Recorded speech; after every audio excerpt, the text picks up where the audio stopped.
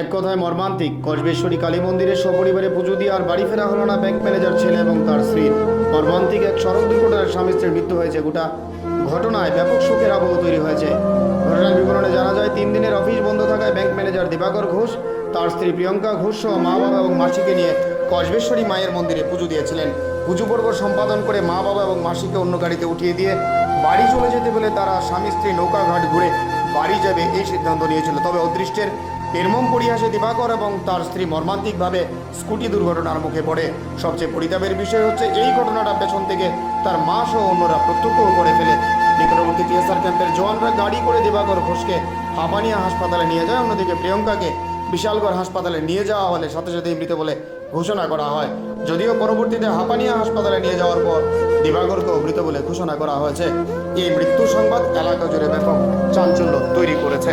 Bureau report, channel আরজি। সবাই মিলে 5 জনে মিলে মুক্তি দিতিয়া হে গাড়ি তুললা কিন্তু আমরা খুঁজে গাড়ি দিয়ে দিতাম, গাড়ির স্কুটি দিয়ে নৌকা ঘাট যাইবো বলছে, নৌকা ঘাট যাইবো বলছে। পরে তারপরে আমরা গাড়ি তুলছে, তারপরে নৌকা ঘাট যাইবো বলছে, করতে করেছি গাড়ি অ্যাক্সিডেন্ট। আপনারা কি এই গাড়িতে ছিলেন? আমরা আরেকটা গাড়ি তুলছি, কি হলো ওই তো তুলে ঘটনা? দিচ্ছি আমরা।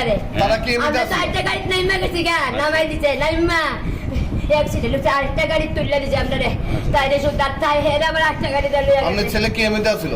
স্কুটি চালাই আইতাছে। আপনারা কি মাতার বাড়িতে যেতেছিলেন? কসবাগালি বাড়ি। কসবাগালি বাড়িতে কোথায় যেতে আসলেন? আমরা তো বাড়ি যাবো গা, আর তারা নৌকা ঘাট যাইবো কইছে। আচ্ছা, তার বাড়ি কোথায়?